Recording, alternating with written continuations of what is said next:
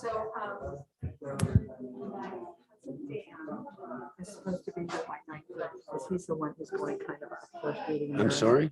My cousin Dan, Yeah. who's reading that one thing Okay. first. Like Yeah, he was number 2. Yeah, so he should be here, but he's not. We can just Skip it? not skip it. Oh, so, But do just you slip him want in to- there. Slip him in there. I'm sorry? We'll slip him in there. Oh, but I don't know who he is, so how am I going to? I'm gonna give you a signal. Oh, okay. Oh, is that the signal? All right, He should be there. because we're getting ready to, we will start in about 5 minutes.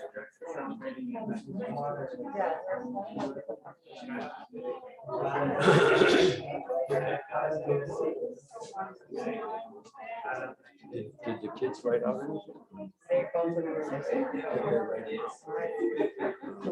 they won't know. We're not gonna get the cake. It's very difficult to do this without a text if you're not used to it.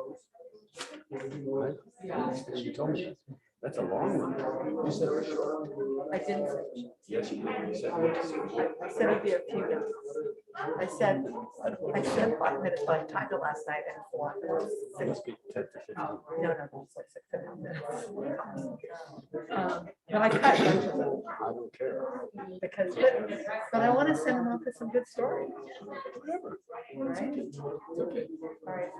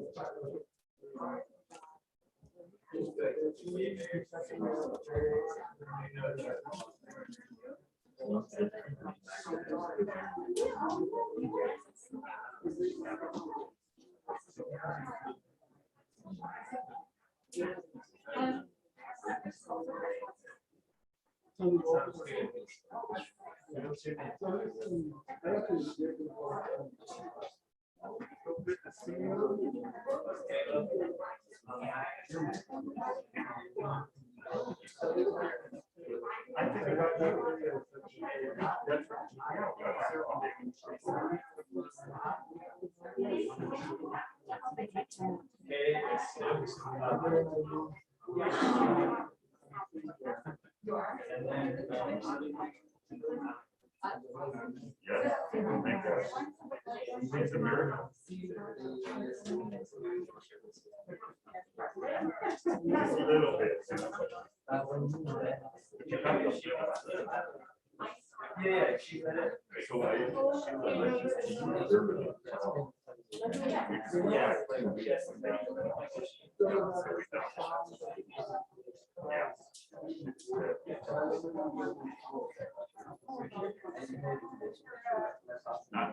Well, she was only sometimes.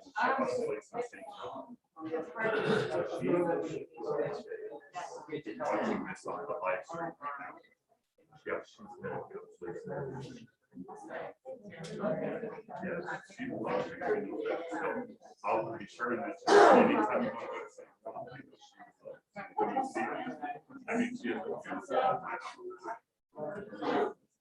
No, but she sent me a video of the entire place. So, yeah, it's very that she missed it.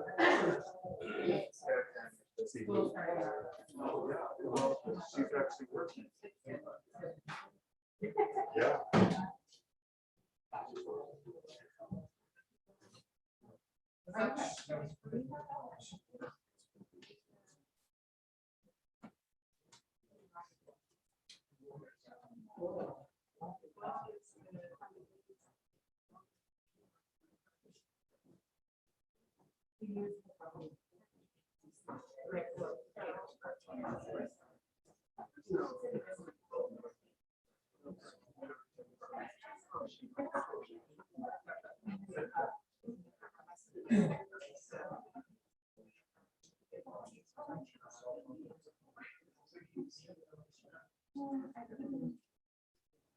So we're using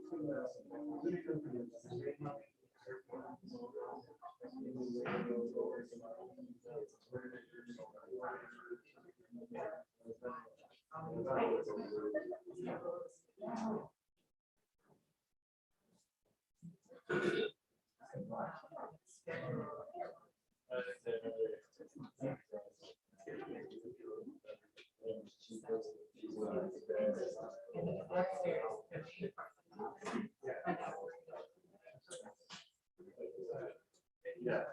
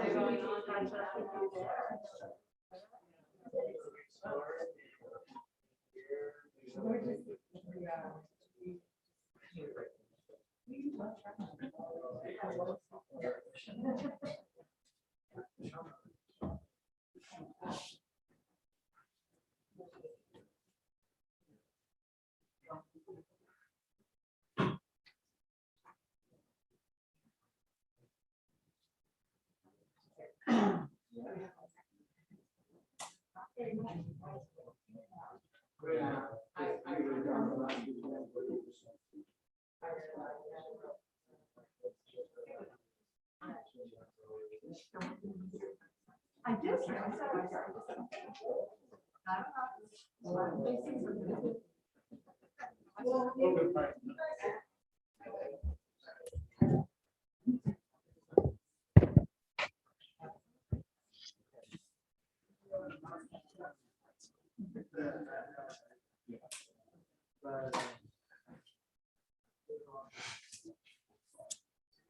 Ladies and gentlemen, if I could please remind you to turn off your cell phones for the service.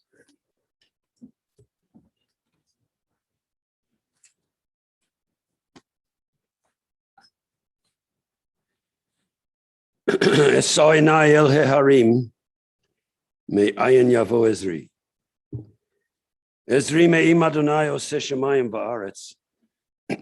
Al yetein lamot raglecha.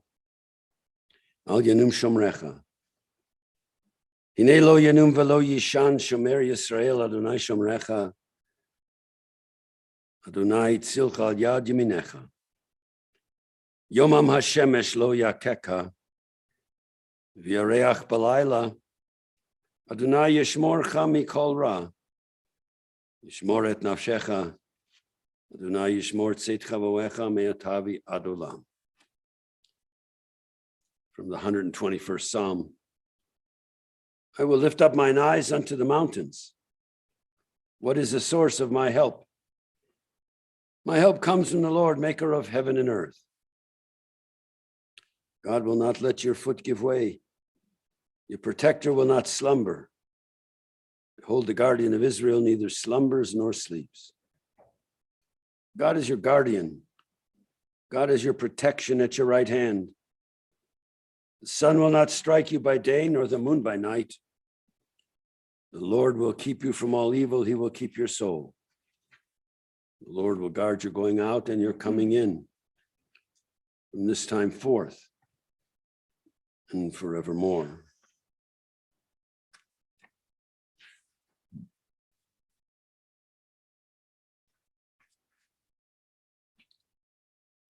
There are no words that are used more often at a moment like this than the words of the 23rd Psalm.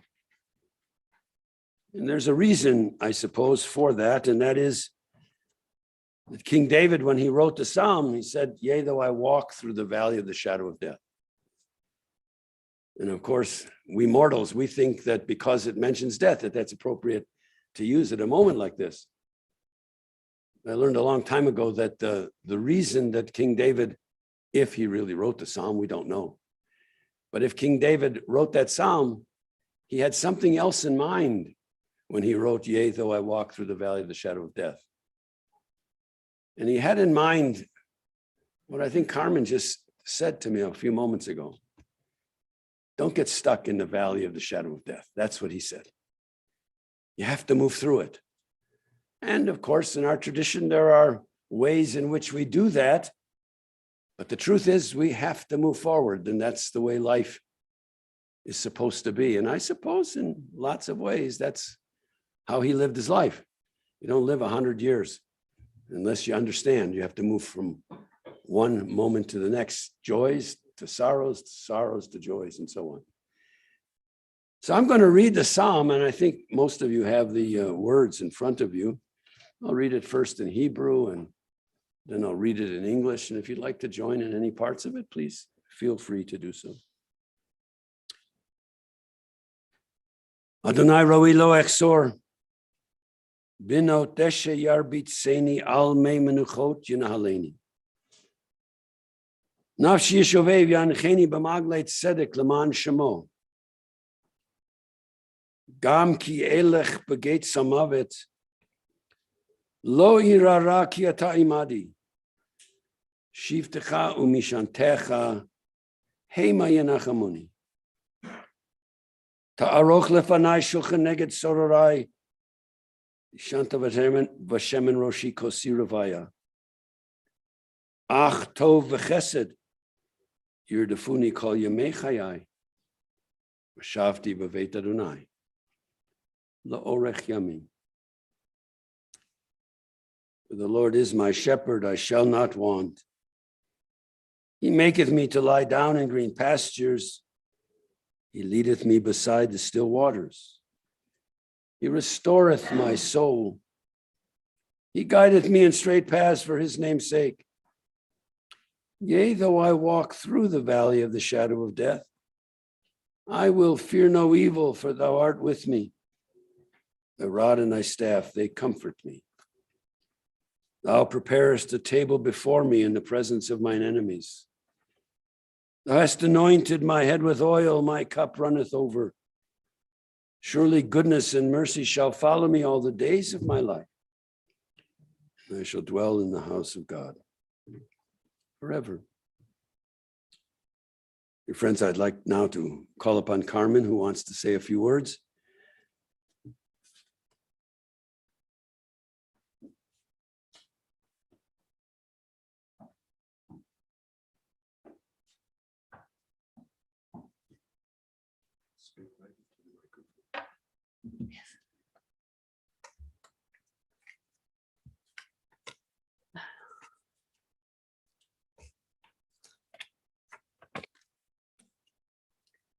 I'm here to say thank you to all of you who were a part of our lives over the time of my marriage to Nathan. Even as his dementia got worse, he always knew who I was. Even if I came to visit him and he was in a bad mood, he would brighten up and smile when he saw me, and he would call me all of the nicknames he had for me.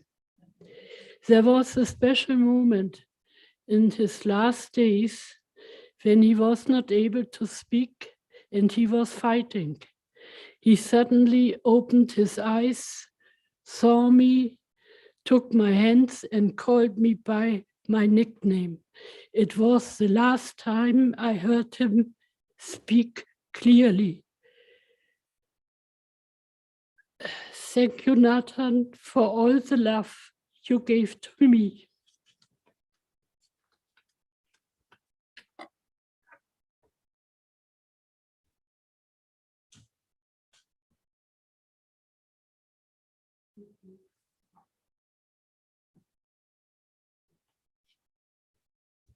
And now I'd like to call upon Dan Weiner, who wants to read something from his own mother.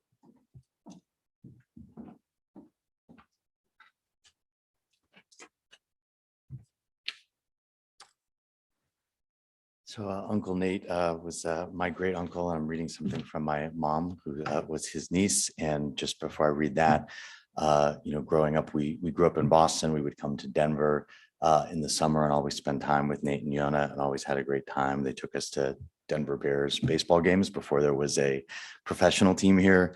We would always have fun doing things like that, and walks and dinners and mini golf and different things we would do together. Nate was always a loving and warm and kind person. And as I'm sure many of you relate, one of the biggest things with him was the jokes and the humor. He always had new jokes for us.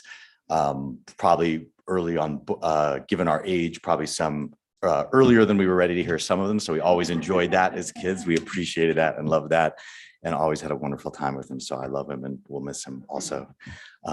So let me now read this from my mom. Goodbye, Dod Natan. At 100 years of active life over several continents, it is time to bid you farewell.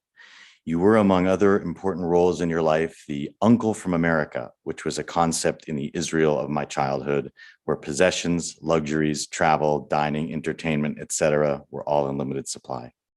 My father, your eldest brother, often spoke about you, and my mother would chime in with the more important anecdotes. With smaller families left after the war, you were always a part of our lives. You won my heart as a little girl when you sent us, myself and my sister Neely, a coloring book in honor of young Queen Elizabeth's inauguration, as well as a large decorated heart-shaped candy box given on Valentine's Day. We had never seen anything like that until it came from you.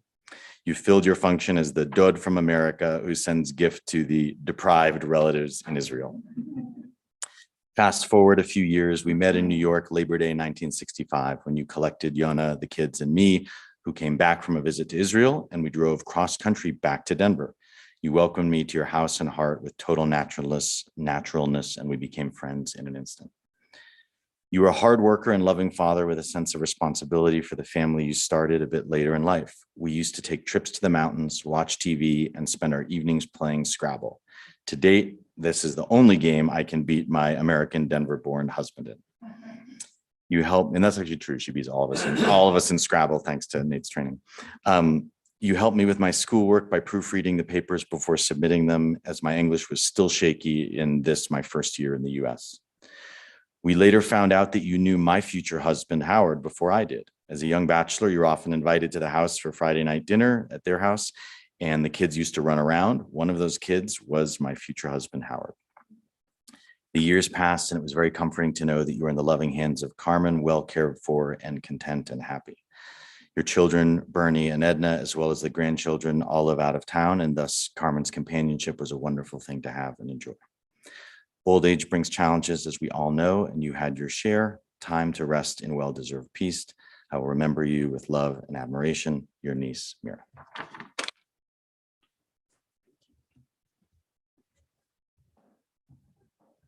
Now I'd like to call upon the two grandsons, Adam and Max. You guys can come up together or whatever you want. I guess you're going to separate. Okay. So Adam.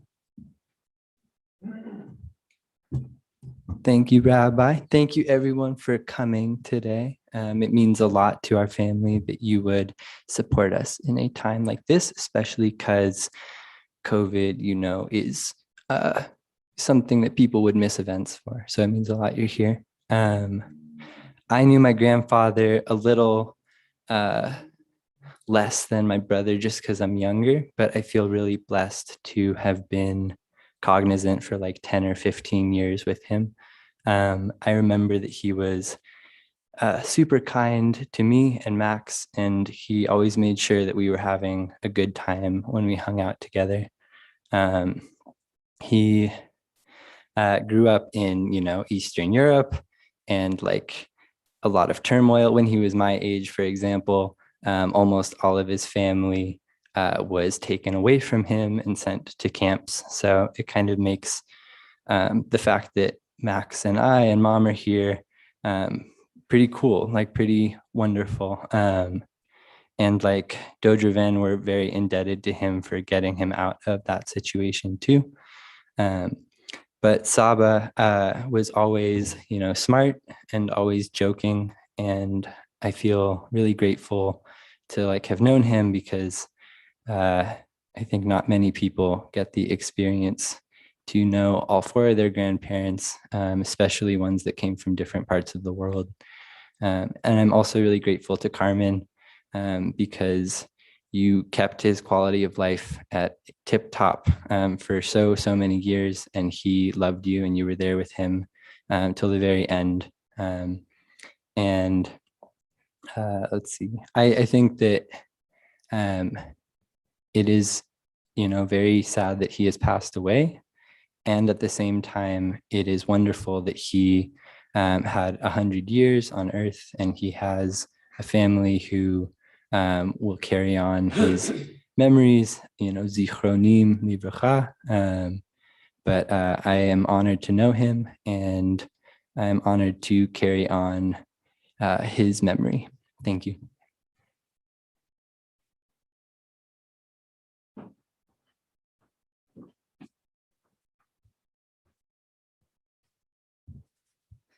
Just want to second that, what Adam said. Thank you guys all for being here. Really appreciate it. It means a lot. Oh, yes. It's hard to remember these days, the times to have that on and remove it.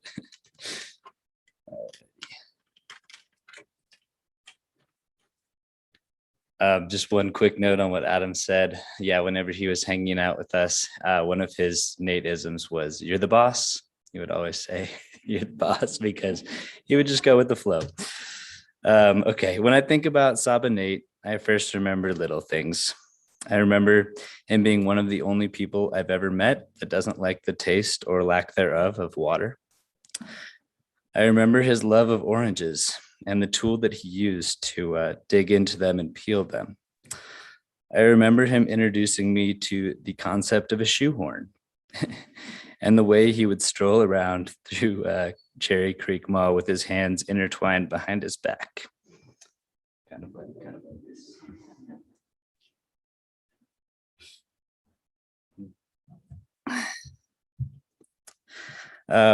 Let's see. My first memory in life was Saba chasing me down a long hallway of a cruise ship we took to Alaska. Saba had a saying for everything. This was one of his biggest charms. He was quick, and while that was part of the charm, I believe this is one of the skills he developed over time that allowed him to fit in wherever, whatever setting he was a part of, whether it was Mikulince, where he was born, Israel, post-Nazi Germany, or America. Saba knew what he liked and what he didn't like most of the time. His favorite dinner entree was steak. "You're having steak again?" The only mistake is a mistake. His least favorite food was spinach. Saba would take us on walks down to the bakery by our house in Seattle. And one day he chose a pastry, not inquiring what was inside. He thought it was delicious, only to find out from my dad later on that he just ate a spinach-filled pastry called the spanakopita. Saba and Sapta saved and invested money for Adam and my education. I chose to go to Santa Clara University, and I liked the idea of the weather, grew to love the school for the professors, the ultimate Frisbee team, and the surrounding fun activities. Saba and Carmen came to visit one of the years that I was there. And I remember Saba staring up at the enormous palm trees and other varieties on campus and just staring in awe. I saw how in awe he was, how he just, was amazed, how incredible. The pristine grounds there were of the oldest institution of higher learning west of the Mississippi. The difference between how I viewed the campus, having the privilege of my education covered, and how Saba must have viewed it, coming from a tiny village in Poland. In less than half the amount of years that Santa Clara was in existence, Saba's childhood home was in 4 countries, as the borders of Eastern Europe switched regularly. We never had to travel because the countries came to us. One of the things about Saba that impressed me the most was that he spoke 7 languages fluently. As a kid, he learned Ukrainian at the shop where he worked. He spoke Polish at school, and he spoke Hebrew in the household. I remember my favorite part of the Purim story was that Mordechai understood 70 languages. His skill with language is what ultimately saved the king. Saba, in this way, shared that superpower of language, which I have no doubt shaped his life in a big way. He spent the last decade and a half of his life, speaking German, a language he didn't learn growing up, with the love of his life. We're all here not to mourn, but to celebrate. The day Saba reunited with Carmen, I truly believe that he accomplished everything he wanted to in life. He could have left this world 10 years ago and been more than content, and he almost did, if not for Carmen faithfully checking in on him and reading him the newspaper as he time traveled his way out of a coma. Saba would recount to me how his grandfather lived to the ripe old age of 72. Back then, that was a very big deal. Saba made it to 100. He lived through the Great Depression and Holocaust on one end and lived through Trump on the other end. Saba never complained about the changes, but rather embraced them and was just always excited to be along for the ride.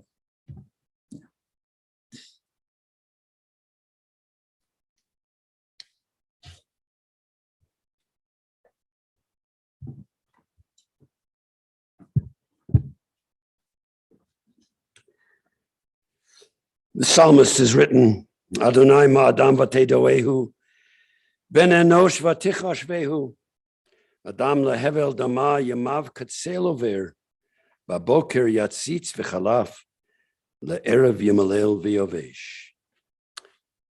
God, what are we that you have regard for us? What are we that you are mindful of us?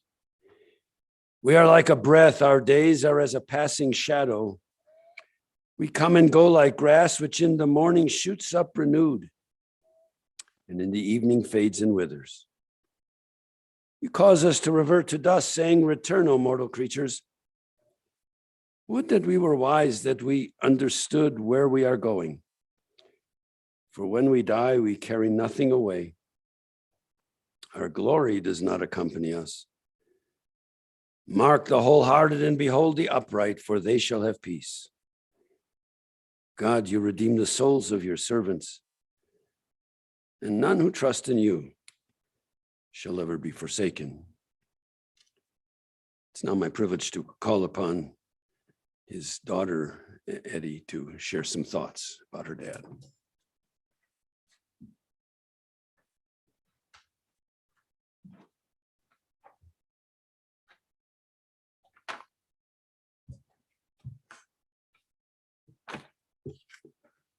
Thanks for being here, all of you. Appreciate it. So my earliest memories of my father are of him singing 2 songs to me before bed. One was Goodnight Irene with my name subbed in. I hated it because I knew that was the last song and that he was leaving after that. I still hate that song. He also regularly hummed Kol Nidre to me before bed. I still love that melody and will forever associate that with my father. I was a big Me Too kid, always trying to get in on what Dad was doing with my brother Bernie. I was so jealous that Bernie would get to go out on glass cleaner deliveries with Dad, and I couldn't wait to work at his factory stuffing bug sponges into bags and being trusted to fill glass cleaner jars using the glue machine to paste on chemical labels. Dad could only get away from work once in a while. As it was, he worked 6 days a week, but occasionally we'd head off to Glenwood Springs or the Rocky Mountain National Forest, Grand Lake, Estes Park, or even Las Vegas. One of my favorite road trips was one that was just the 2 of us. We just took it together, and it was a project for school, and I was doing a report about Colorado, and it was in 4th grade.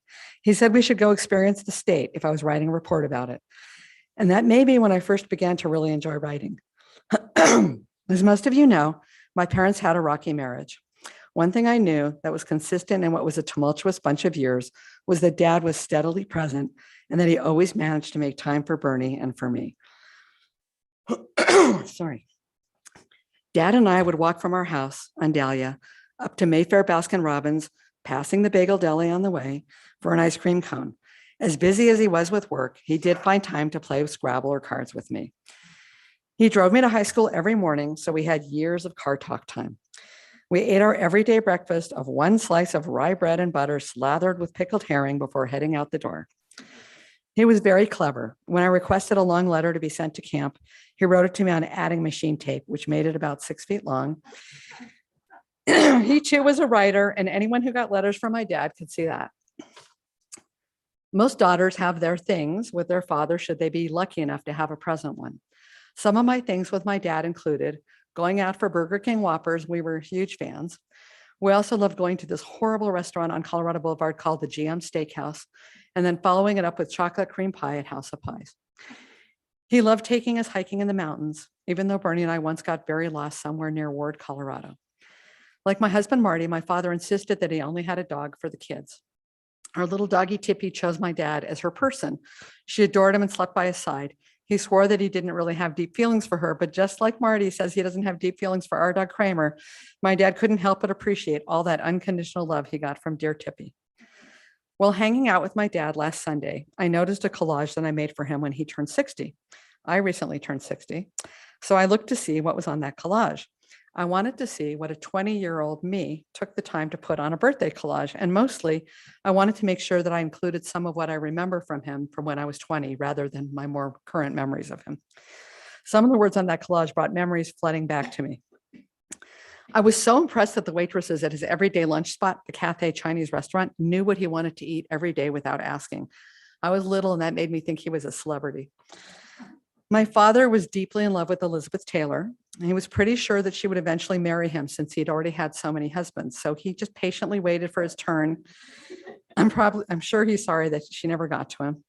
He was also in love with nature. He never grew tired of loving the shade from trees or a babbling brook or the changing aspen leaves in the fall. Though he never attended college, he was very, very well read. He told his own father that he had stopped reading Jewish texts and instead began avidly reading the classics and other literature as a young teen. Apparently, my grandfather didn't care that my dad wasn't religious. He only cared that he was a man with morals. By the time I was around, his reading habits had changed to a consistent diet of Forbes, Time, Money magazines, always read before bed or while soaking in a very hot bath. Well, I have 60 years of Nate stories. Here's one that I love to tell. My friend Dea, who's here, and I decided to hitchhike from Denver to Lawrence, Kansas when we were 17. She was going to see a boyfriend, and I was going to see a friend boy named Rufus. Our parents said no. We insisted. We did not let up. My father offered us a deal. He said if we could get a direct ride from Denver to Lawrence, he would feel safe. He said the only way to do that would be to go to a truck stop. And the plan was that he would wait and see if we could find a trucker who was heading there. We agreed. We were floored when the very first guy we asked told us that he was headed to Lawrence with just one stop along the way, and he invited us to hop in. We waved goodbye to my dad and felt so cool. It wasn't until we were in our mid-20s that my dad told us that he set the whole thing up with a friend of his, a truck driver named Larry Hart. Dad was a wonderful Saba. Once when he came to Austin with us for a wedding, he babysat Max. We were staying at one of those hotels with an indoor courtyard, which was perfect for a 3-year-old Max who could run all the way around the inside square of the courtyard and come right back to our room. I was pregnant with Adam, and I was wiped out when I got home from the rehearsal dinner, and Max's feet were filthy from running barefoot. It took all my energy to wash off his feet and get him ready for bed. Just as I went into the bathroom to brush my teeth, I heard Max say, "Saba, let's take one more lap." Before I could get to them, they were out the door. When they got back, I looked at my dad accusingly and I said, "Dad, are you working with me or are you working against me?" He looked me right in the eye, then looked at Max and impishly said, "I'm working with him." Adam got more stories about my father's siblings than I did. He took time with him for a few afternoons on a cruise to take a deep listen to his stories. And for that, I will always be grateful. It was 25 years ago when my dad said, "I'll never die a young man." Who knew that he had lived most of the best years of his life during those last 25 years with Carmen? Who could ever be so lucky to have a chapter with someone who loved him so well? Well, I don't really believe in heaven. It's as if he died and went to heaven right here on earth. And just as Carmen loved him, my father loved Carmen well. The truth is they were both lucky. Well, he loved traveling around the world. Jerusalem was the city closest to his heart next to Denver. He wanted to visit once more, but his health did not allow it. We hope to take some of his ashes to Jerusalem in the future. At his bar mitzvah, Adam sang a song called 100 Years to Live. The song is about going through different stages of one's life. At each stage, we are dreaming, whether it's dreaming of the future or dreams of the past. My father was not like that. He was very good at living in the present. He was forever curious about what happens next at every stage of his life till the day he died. He always said he had no regrets and that he would live his life just as he did all over again. He might have said it would have been nice to have one last steak, but you can't have everything. So Nate Kellman, my dear dad, the father who loved me and I loved so well, your jokes and your Nate-isms and the values you taught me will go on as our own children have been raised with the same values. We will remember you as we walk in the shade of the trees and when we are eating spinach, which you used to say you would eat if you wanted to commit suicide. I love you and feel lucky to have known you for 60 years. For a guy who had me when you were 40, you really stuck around for a good long time. And for that, I will always be grateful. I love you, Dad.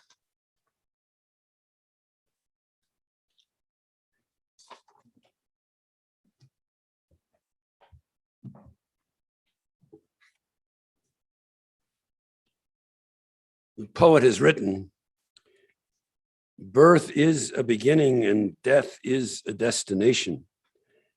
But life itself is a journey, a going, a growing from stage to stage. From childhood to maturity and from youth to age. From innocence to awareness and from ignorance to knowing. From foolishness to discretion and then perhaps to wisdom. From weakness to strength or from strength to weakness and often back again. From health to sickness and back we pray to health again. From offense to forgiveness, from loneliness to love. From joy to gratitude, from pain to compassion. From grief to understanding and from fear to faith. From defeat to defeat until looking backward or ahead. We see that victory lies not at some high place along the way, but in having made the journey, stage by stage, a sacred pilgrimage. Birth is a beginning, and death is a destination. But life itself is a journey, a sacred pilgrimage made stage by stage, from birth to death to life that is everlasting. Beloved family, dear friends, I hope you will permit me just a few moments to add to these very beautiful tributes. Hard not to have a tribute to somebody who's lived 100 years. And it's not just because of his length of years, but because of the way he tried to live them in his highest moments of living. I know that this is a moment that truly is bittersweet.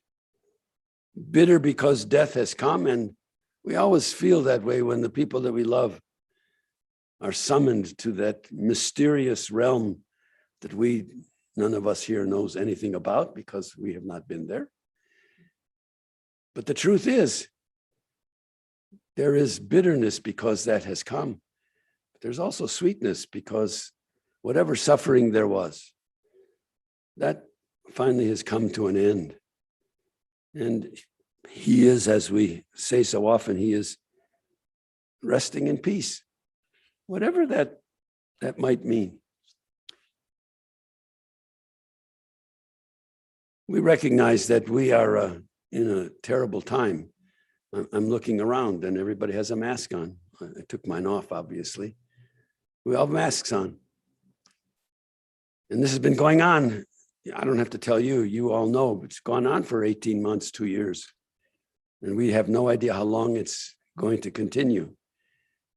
And so when we come to moments like this, it's difficult, hard to say goodbye under these kinds of circumstances. And yet that's our task, to say goodbye. But I always like to share with people that I do believe that we rob death of its ultimate victory by living life as long as it is ours to live.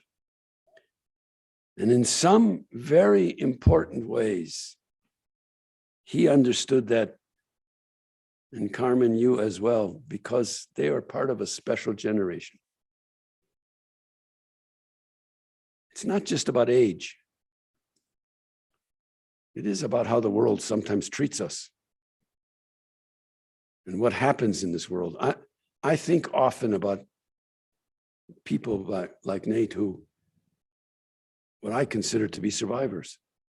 Now, I know that the next generation, first generation American, I understand all of that, and we are sort of survivors, but I think about survivorship in many different ways. I know that most people think about survivorship in terms of people who were interred in the camps during World War II. And they truly are survivors, and they are very few in number at this point. We cannot forget who they were, nor will we ever, I pray, forget who they were. And they were survivors. But there were other survivors in a lot of ways. There were some people who left Europe because they saw the storm clouds rising. Many of them came here to the United States. And many of us, I suppose, can be grateful for Eastern European grandparents or great-grandparents who came here even long before the Holocaust. My grandfather came to this country in 1906 from Kiev, from the Ukraine. So I do understand what it means, in my case, to be second-generation American. And there were many people who did come here. There were many people who went to the East,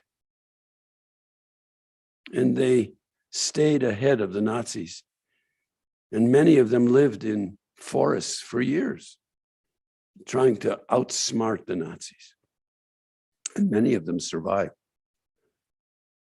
And there were some who went to places like Shanghai because there were places that allowed them to come there.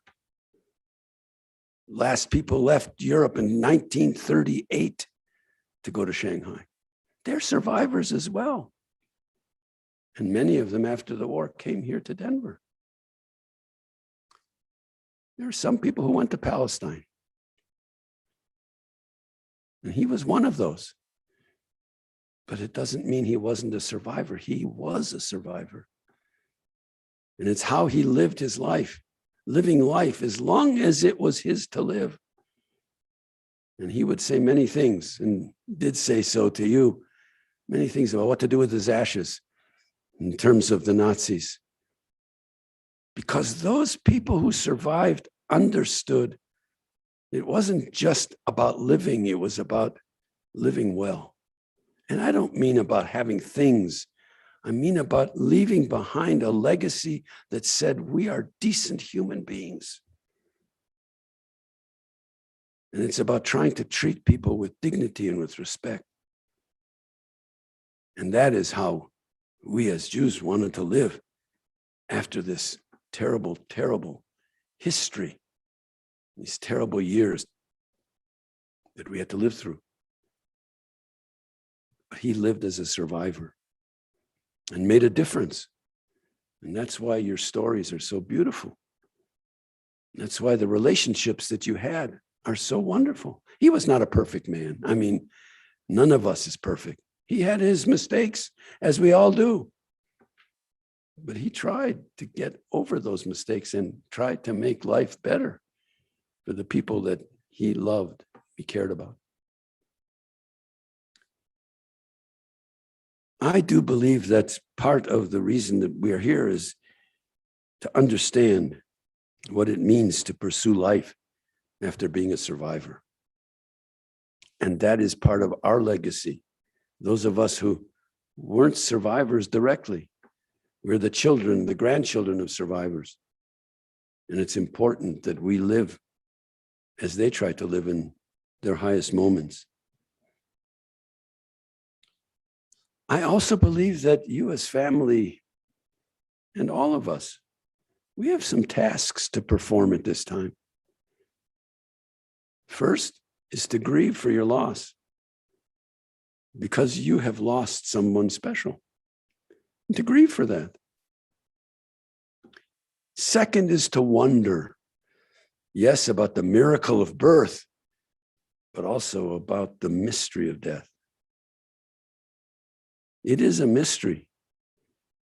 100 years is a long time, but in the space of human history, it's a very short period of time. What happens to us? We don't know. Our task is to try to live so that the next generations will understand what we live for. Third task is to remember who he was in all of those high moments, and to remember how he tried to get beyond those high moments, even the low moments in his life, to get by them, to live in spite of them.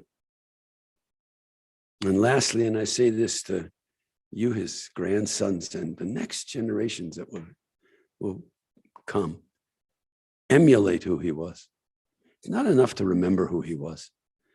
I'm not saying that your whole life should be, I'm going to be like Saba. I don't mean that.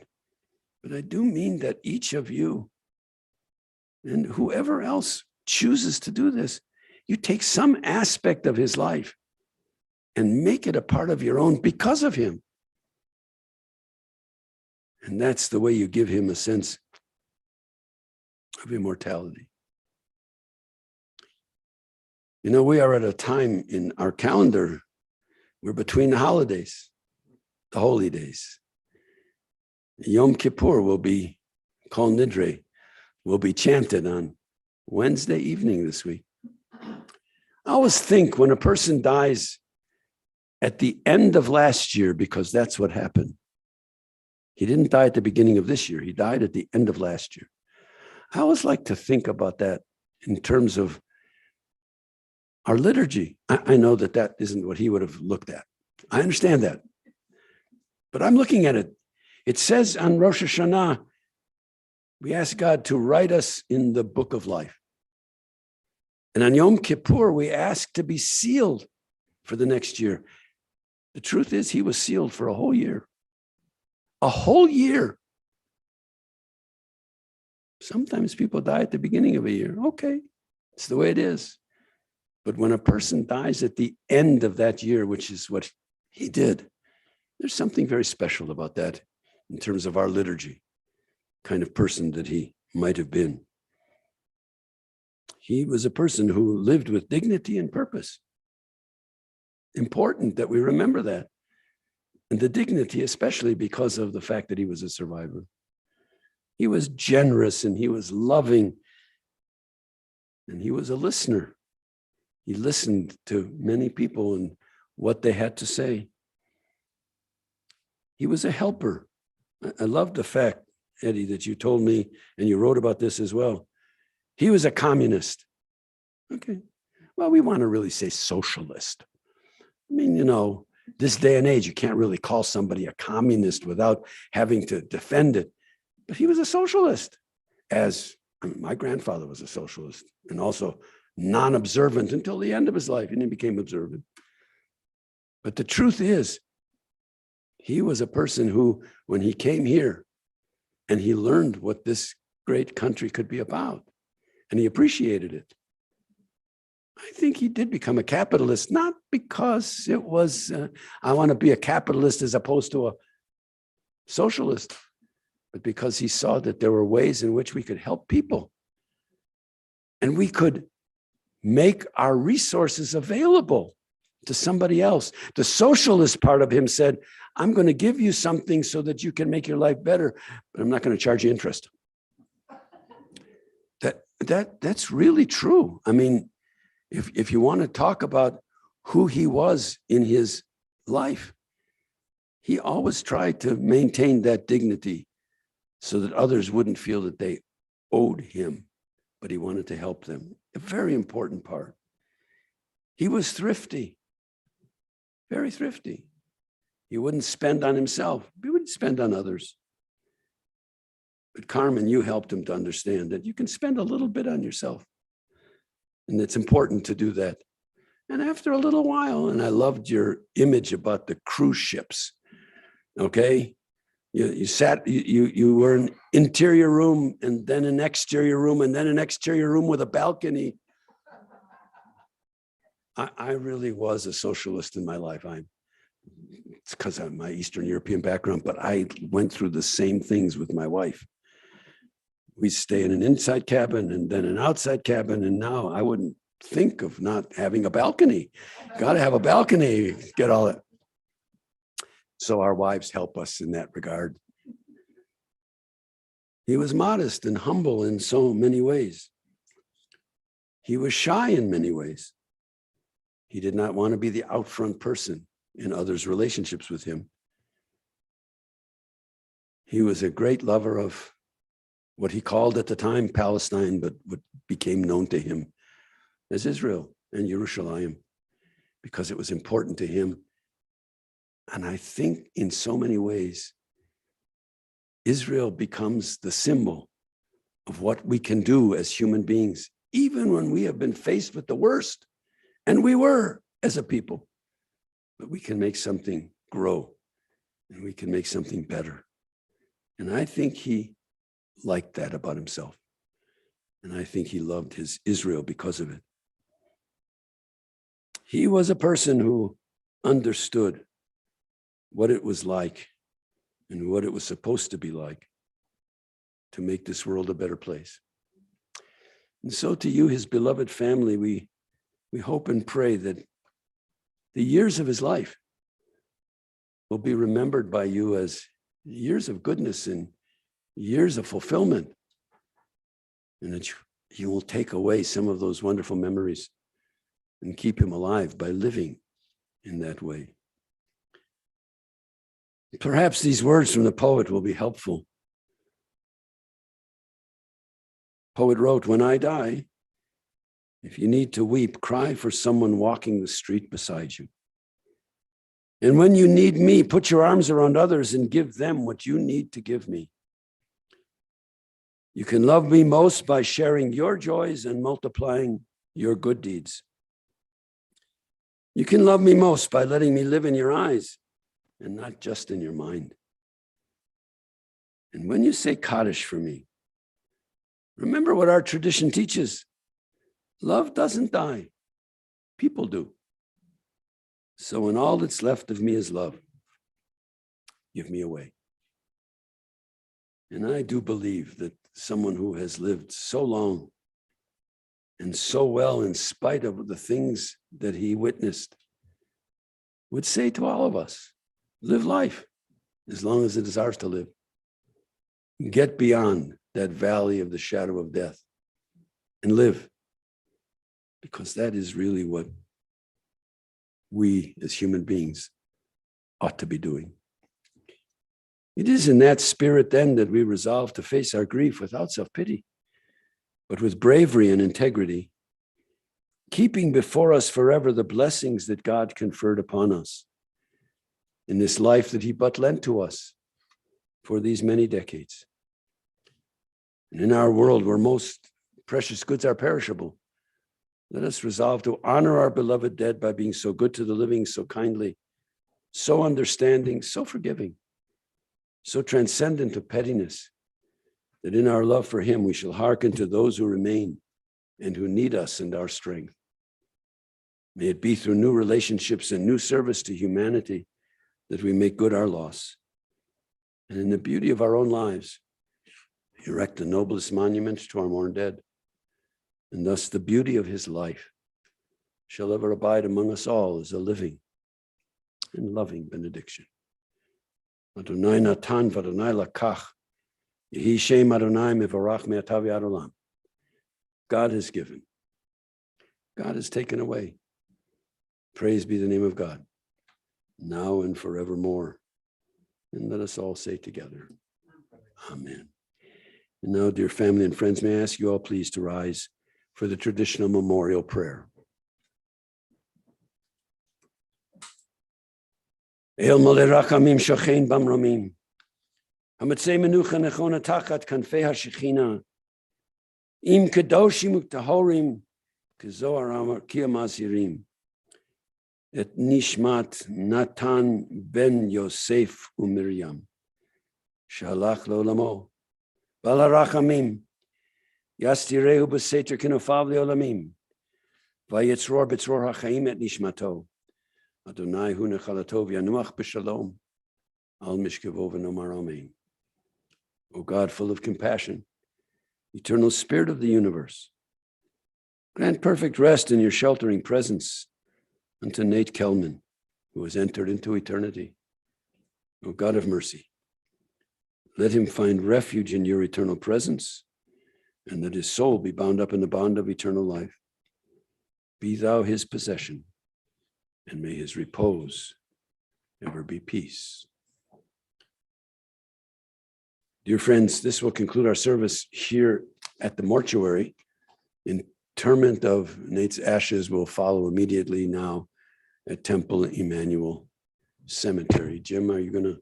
Okay. Okay.